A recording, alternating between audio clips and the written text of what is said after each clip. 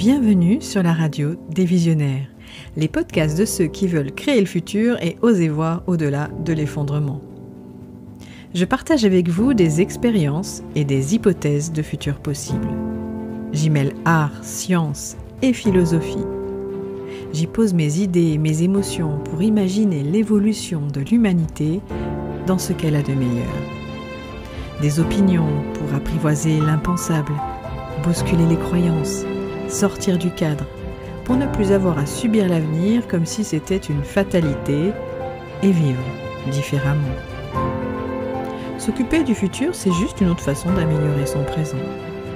Alors, si ce futur vous semble impossible à imaginer, chaotique ou morné, vous êtes au bon endroit pour tordre cette idée. Je suis Alma Khan, salut à vous. Je suis artiste peintre et auteur. Mes podcasts sont disponibles sur toutes les plateformes. Pensez à vous abonner pour ne rien rater.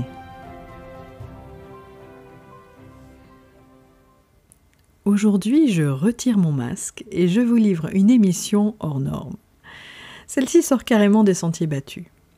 Il faut dire qu'après avoir vécu une année pour le moins insolite, plus malmenée que sur un manège des montagnes russes, il m'a fallu du temps pour revenir vers vous. Aussi, je démarre cet épisode sur un ton peut-être singulier et je vais emprunter des chemins de traverse. Vous savez, ceux qui par essence peuvent occasionner les plus grandes bifurcations au moment où l'on s'y attend le moins. Eh bien, je vais utiliser ces chemins pour vous transmettre quelques idées issues d'expériences de vie. Connaissez-vous le mythe de Midas ? Midas est le héros de nombreuses histoires de l'Antiquité. Parmi les plus populaires figure celle où, fort d'un acte héroïque à l'égard du père d'un dieu, il se vit accorder un vœu. Celui de transformer en or tout ce qu'il touche. Ce pouvoir devint vite un calvaire, si bien qu'il supplia ce dieu de reprendre son présent, ce qui lui fut accordé. Tout transformer en or, ce fut justement ma malédiction et ce qui m'a valu pendant longtemps le surnom de Midas dans mes expériences personnelles, professionnelles ou associatives. Pourtant, rien ne me prédestinait à cette faculté. Et tout comme Midas, vous vous en doutez, il y a un revers à la médaille, fût-elle en or. Alors je vous l'ai dit, cet épisode est différent des autres. Dans les émissions précédentes, je parle de vous, de l'humanité, de ses futurs possibles. Et aujourd'hui, je tente une autre expérience, très inconfortable, je dois le dire, mais nécessaire. Je la ressens en tout cas comme un élan vital. Parce que dans le tumulte du monde où la peur, la résignation et la soumission semblent l'emporter sur l'imagination et la création, ou même tout simplement le mouvement naturel de la vie, je voulais donner de l'espoir à ceux qui n'en ont plus en racontant mon histoire.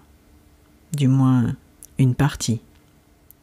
Du mythe à la réalité, l'or n'est pas toujours là où on le croit. Et puisque vous êtes sur la radio des visionnaires, j'avais aussi envie de vous dire ceci. Être visionnaire, ce n'est pas seulement voir loin, large et profond. C'est aussi savoir imaginer et créer. Pour moi, l'imagination primordiale n'est ni plus ni moins que l'expression de la puissance de vie. Or, j'ai l'impression que le monde balbutie et vit une espèce de blocage créatif, demeurant dans l'impossibilité d'imaginer un futur qui serait désirable. Nous nous complaisons dans une sorte de paradoxe de l'absurde, vivant une asymétrie parfaite entre notre besoin de sortir de la merde dans laquelle nous sommes et le refus de le faire vraiment. Notre vision du monde a tendance à évoluer vers le dogme et la certitude, ce qui tue l'imaginaire dans l'œuf. Le sens que nous tirons de notre vie ne tient finalement plus qu'à un fil, car nous avons simplement décidé de ne pas aller plus loin, ce qui aboutit souvent à l'expression mortifère faut bien faire avec. Alors vous l'avez compris, ça n'a jamais été mon parti pris. Et si vous m'écoutez aujourd'hui, c'est probablement que votre vision du monde s'approche de la mienne, ou bien que la situation actuelle vous est devenue si inconfortable que vous avez décidé d'agir pour donner un autre sens à votre vie. Faut-il d'ailleurs absolument un sens à celle-ci pour la vivre pleinement ? J'espère que vous apprécierez la portée des mots dans leur sens premier et leur sens subtil, et qu'ils vous permettront de découvrir la cachette secrète de votre enthousiasme. Les mots sont une forme d'action capable parfois d'influencer de grands changements. Don Manuel Ruiz compare la parole, ces mots dits, à des sorts jetés. J'aime bien l'idée. Alors je vais vous jeter plein de sorts dans cette émission. Sans plus tarder, voici mon histoire et comment j'ai transformé tout ce que je touche en or. Un chemin de traverse que j'explore pour tenter de répondre à la question « Pouvons-nous vivre sans masque ?»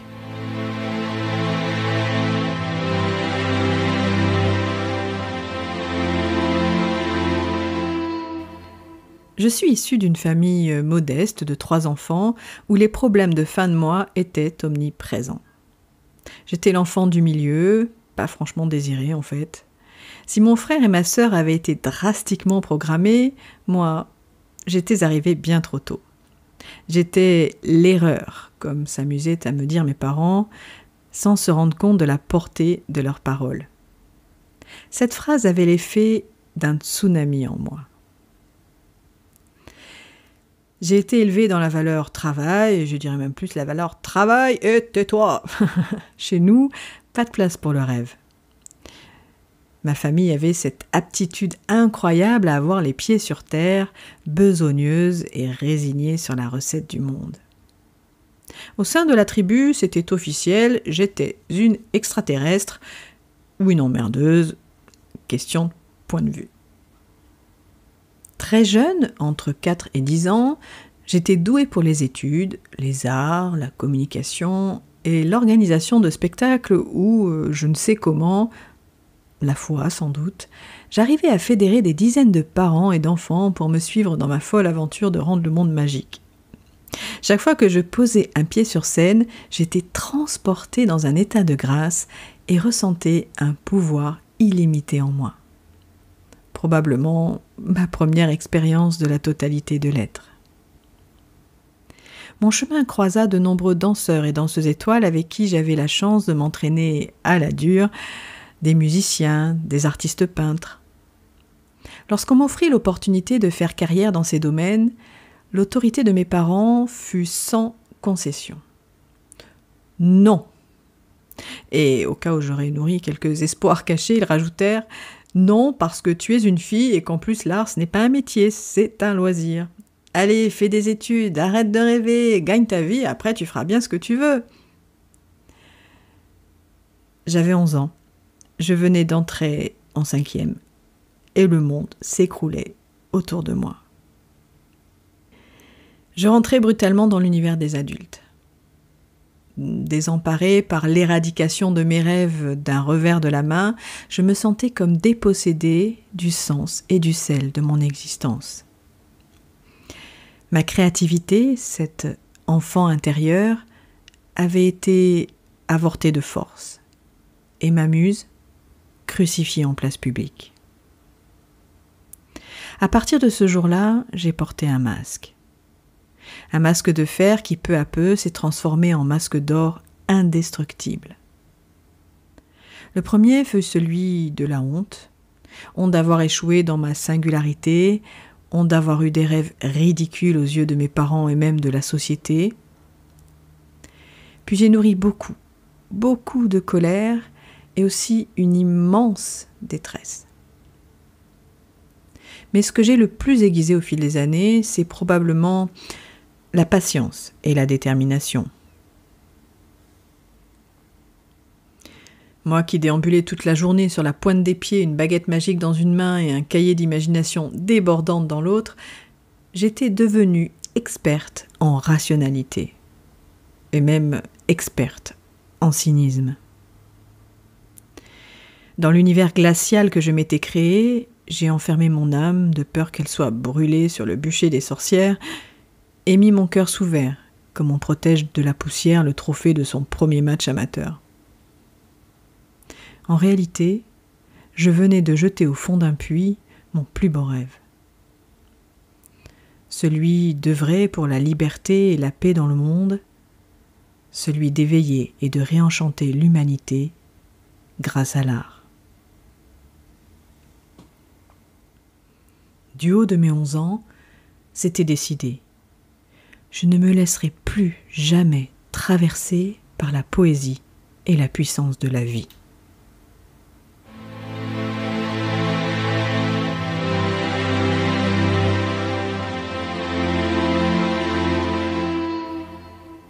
Au sein de mon foyer, je n'ai pourtant pas manqué d'amour. Et j'ai vécu successivement une enfance habitée, une adolescence tumultueuse, pour ne pas dire violente même, et une majorité amoureuse. À 21 ans, le jour de ma libération était enfin arrivé. Pendant 10 ans, grain après grain, j'avais creusé un tunnel en vue de ma grande évasion.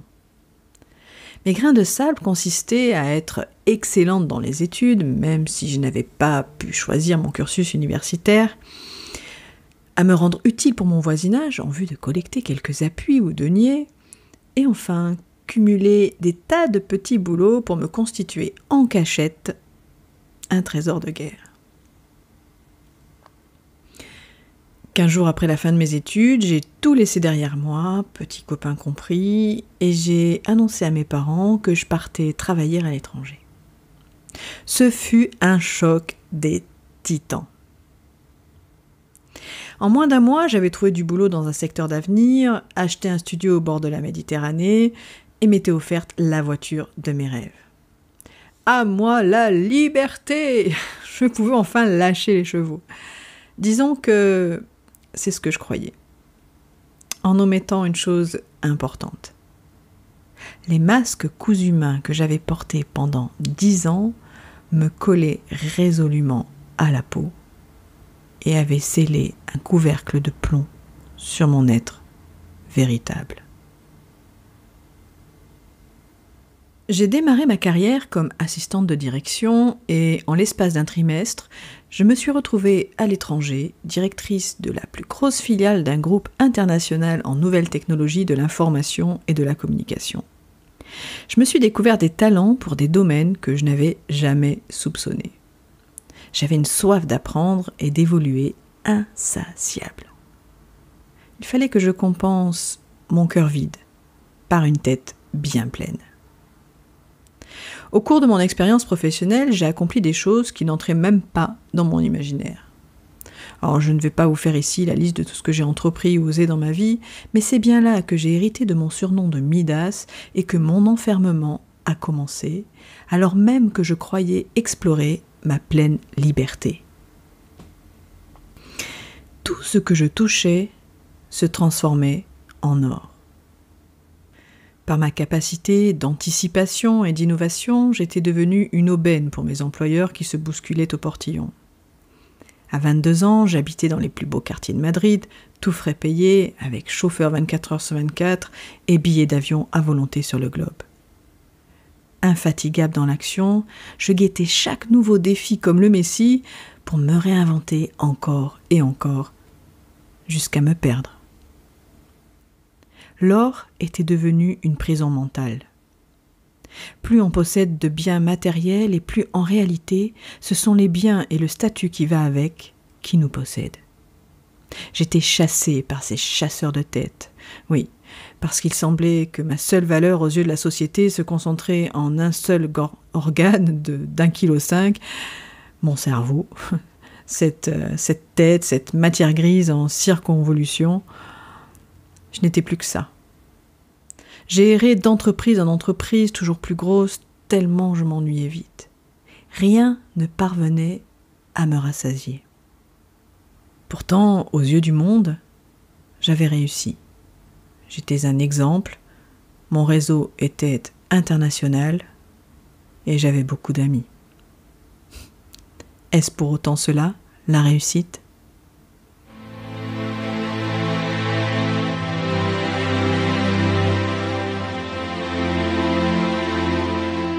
À 27 ans, première chute. Un accident de voiture. Un carambolage sur l'autoroute, rien que ça. Cet épisode douloureux venait de créer une brèche dans mon armure aux multiples masques. Elle m'a permis en outre de rencontrer l'homme qui allait devenir mon âme sœur et mon compagnon de vie. Sauf que la brèche s'est vite ressoudée et je suis remontée en selle sur mon cheval au galop à la course vers l'excellence. Mais comme la nature est bien faite, 6 ans plus tard, à 33 ans, deuxième chute. 3 mois de ma vie ont complètement disparu de mon radar. Blackout total. Burnout. Un midi du mois de mars, le mois des fous, j'ai tourné la clé pour fermer la porte de mon bureau, puis plus rien. On m'a retrouvé quelques heures plus tard en train d'errer à pied sur une voie rapide. La voie rapide, toute ma vie. Et vous voulez connaître le clou du spectacle ? C'est une employée que j'avais licenciée 3 mois auparavant qui m'a trouvée et amenée à l'hôpital. L'ironie, comme le diable, se cache toujours dans les détails. Alors je ne vais pas vous la faire à l'envers, mais lorsqu'on réussit et qu'on a du pouvoir en tant que femme, la loi de la jungle est bien plus dure.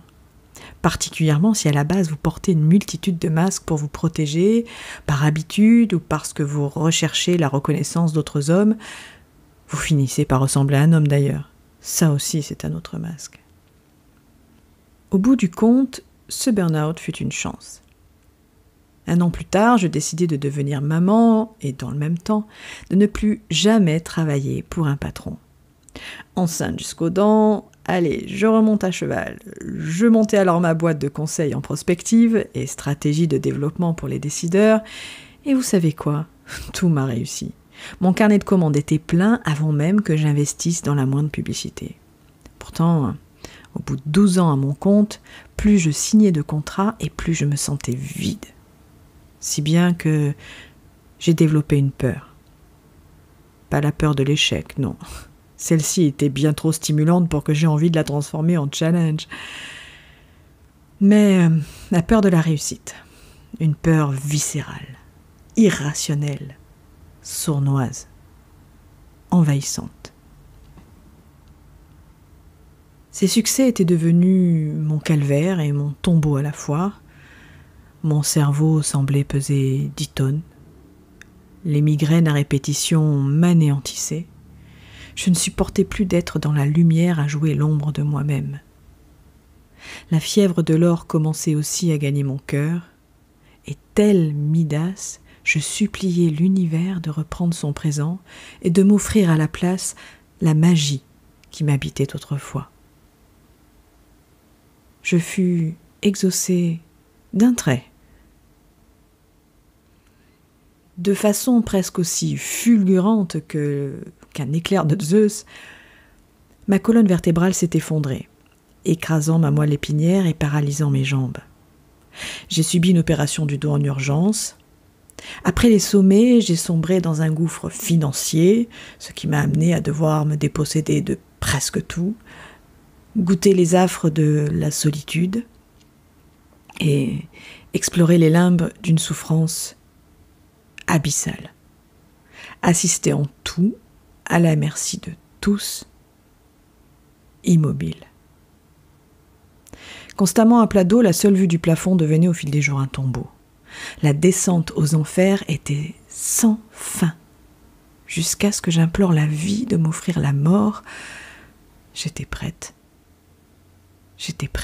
à mourir.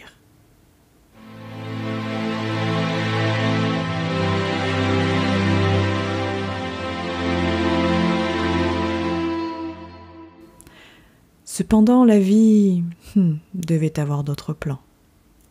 Au fond de ma noirceur la plus intense que m'offrait l'abandon total de toute résistance, il m'a semblé traverser un voile. J'ai vécu cette étrange sensation d'être à la fois l'observatrice et l'observer. Je me suis vue enfermée dans une illusion que j'avais moi-même créée.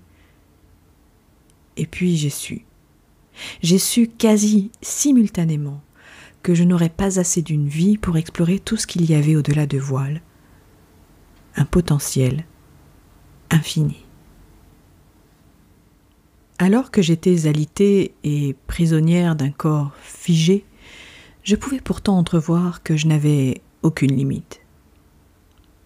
Et puisque je faisais l'expérience que les limites n'existaient pas réellement, je décidai alors que les médecins ne m'enfermeraient pas dans leur diagnostic pessimiste entre handicap et souffrance à vie. J'avais mal dans tout le corps, mais j'esquissais un sourire comme si la douleur n'était déjà plus la mienne.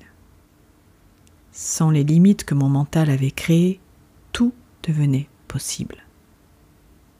D'ailleurs, à ce moment-là, la vie m'a offert de l'aide à profusion dans une synchronie ahurissante, comme si elle était de mèche avec ma pensée ou l'univers, enfin tout dépend les croyances. En gros, j'ai sauté dans l'inconnu, dans le vide, et la vie m'a offert ses filets. J'ai envie de dire que c'est parce que justement j'ai sauté dans l'inconnu et dans ce vide qu'elle m'a offert ses filets. Alors que les masques tombaient un à un sans que je n'ai rien à faire si ce n'est me laisser porter par le courant de l'existence, je me fis une promesse. Je vais remarcher et m'offrir une autre vie, celle qui m'anime depuis mon plus jeune âge. Je vais vivre debout et devenir artiste. 8 mois plus tard, je rapprenais à marcher à 4 jambes tout en tentant d'apprivoiser la douleur, pas après pas. Tout n'étant pas linéaire, j'ai passé encore de longues périodes couchées, il y a eu de grands retours en arrière, l'immobilité encore et encore. En réalité, elle réapparaissait chaque fois que j'accélérais le rythme ou chaque fois que je me battais, et aussi paradoxal que cela puisse être, je ne trouvais la force d'avancer que dans l'abandon. Après la douleur, c'est moi que je tentais d'apprivoiser. Stephen Levin écrit « Le cœur nous fait traverser l'abîme que le mental a créé. » Et je l'ai traversé. Il ne m'importait plus de prouver ou de posséder quoi que ce soit, parce que je ne voulais plus que les choses me possèdent. Je goûtais pour la première fois une étourdissante liberté de celle qui vous fait grossir le cœur au point de ressentir toute la magie des possibles en vous. J'avais eu de l'or dans ma tête, mais mon cœur et mon âme avaient survécu. Il aura fallu expérimenter 3 chutes au risque de mort imminente pour enfin dire oui à la vie dans mes plus authentiques habits. Sans masque.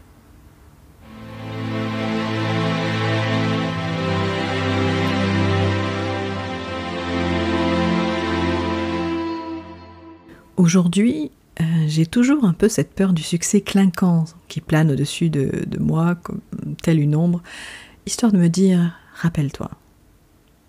Cependant, ma conception de la réussite s'est métamorphosée.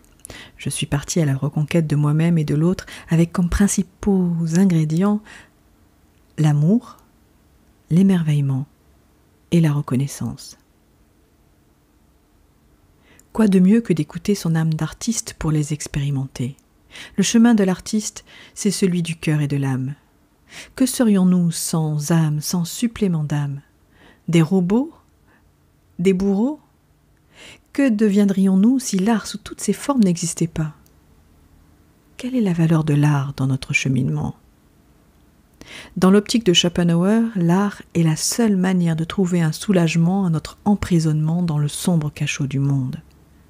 La peinture, la sculpture, la poésie, le théâtre et, avant tout pour lui, la musique, nous libèrent des tortures de l'existence. L'art fait bien plus que nous ramener à la vie. Il nous connecte à notre propre génie intérieur et nous rend meilleurs. Même lorsque l'on retrouve le chemin de son cœur et de son âme, tout n'est pas acquis. Il nous faut nous débarrasser de nos masques en permanence. Dès lors qu'un événement intense nous traverse, comme par exemple la perte d'un être cher, ils peuvent revenir. Car nous n'avons jamais appris à faire face au flot de la vie lorsqu'il nous inonde. Cela s'apprend au creux de la vague, bien souvent. Bien que nous fassions tout pour ne plus avoir à souffrir, c'est pourtant la souffrance qui nous construit, nous éveille, nous transforme. Avoir peur de souffrir, c'est avoir peur de grandir. Quelle que soit la force de la tempête, elle ne dure pas éternellement. À nous d'ajuster la voile, en gardant notre barque originelle, intègre. C'est en tout cas ce que m'a appris l'expérience de la vie, apprendre à mourir pour vivre d'abord et retirer nos masques.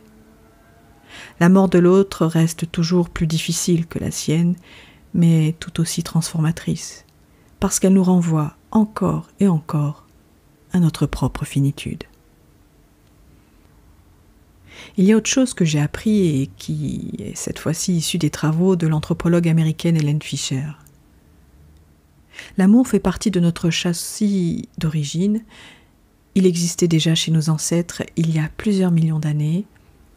L'amour appartient à la partie la plus primitive de notre cerveau, cette même partie qui est liée à l'énergie, à la motivation, à la volonté. L'amour est donc notre algorithme de base et notre moteur. Nous avons su aimer avant de nous faire la guerre pour ramasser de l'or. Aussi, je ne peux que vous inviter à revoir la vie sous cet angle d'origine, avant de vous forger des masques, de vous rendre malade, et par extension, de contribuer à une société surfaite, aussi hypocondriaque que paranoïaque, et au final, ni viable, ni vivable. Je ne peux que vous inviter à revoir votre notion de réussite et de réalisation, quelles que soient les entraves. Est-ce que réussir sa vie, ce pourrait être s'affranchir de l'image du succès que la société projette sur nous, se réenchanter et réenchanter le monde, servir son cœur et contribuer à plus grand que soi, se souvenir de notre potentiel infini et garder sa flamme intacte. Tel un alchimiste, il se peut que vous souhaitiez encore transformer votre plomb en or. Mais à quoi bon si vous êtes déjà un diamant?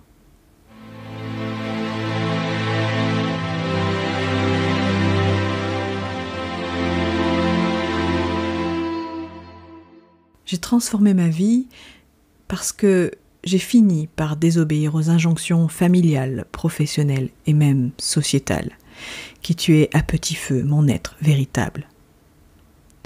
Nous acceptons l'intolérable, nous supportons l'insoutenable.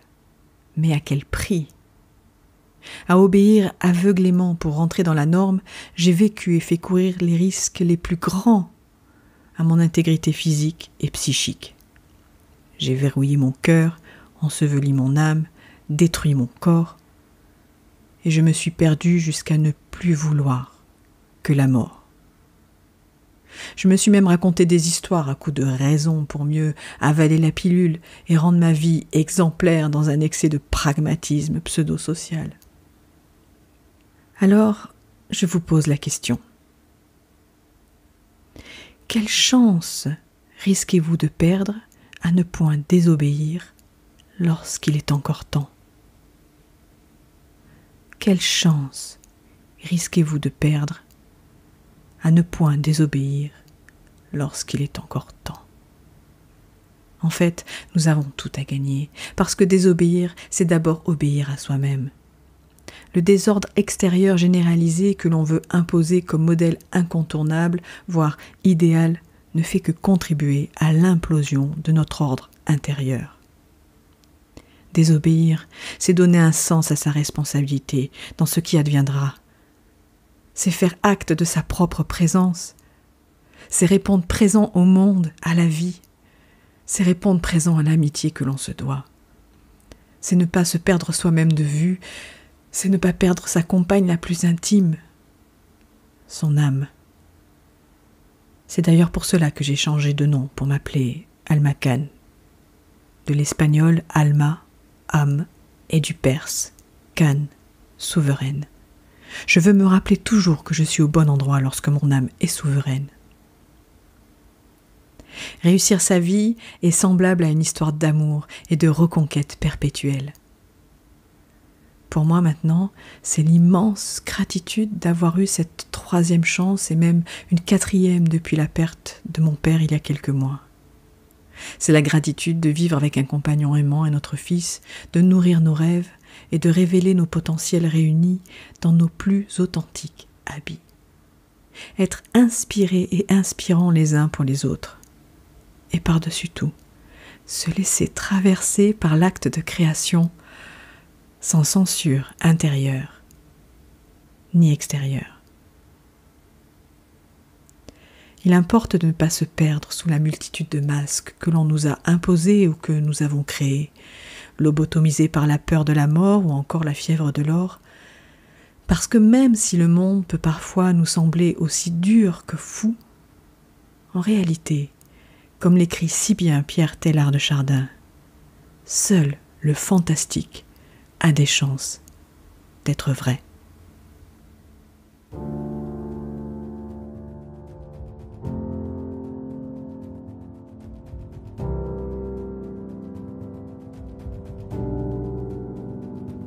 Si vous avez aimé cet épisode, mettez un pouce et partagez. Jetons à notre échelle quelque sorte d'enthousiasme, de résilience et de créativité. La vie a ses propres règles. Elle n'attend pas que vous soyez au mieux de vous-même pour vous offrir le meilleur. Le plus souvent, elle vous tend les bras lorsque vous êtes au plus mal. Pensez-y. Soyez-y attentifs. Et surtout, gardez espoir. Si vous le désirez ardemment et que vous gardez l'esprit et le cœur ouverts, le meilleur se conjuguera avec l'avenir. Je vous envoie plein d'amour et vous dis à bientôt sur la radio des visionnaires, les podcasts de ceux qui choisissent de donner un avenir à leur futur.